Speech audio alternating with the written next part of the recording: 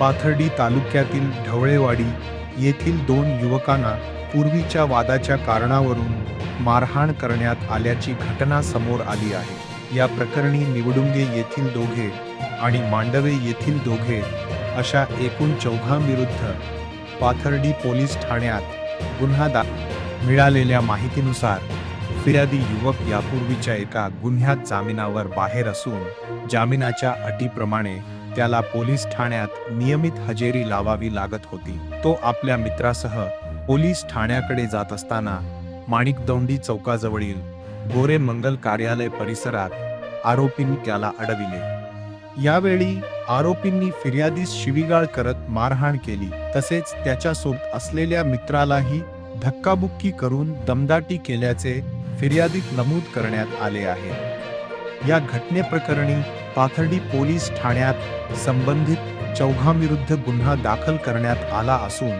Police पुढील तपास करीत आहेत। पाथर्डी तालुका प्रतिनिधी परमेश्वर टकले यांचा रिपोर्ट।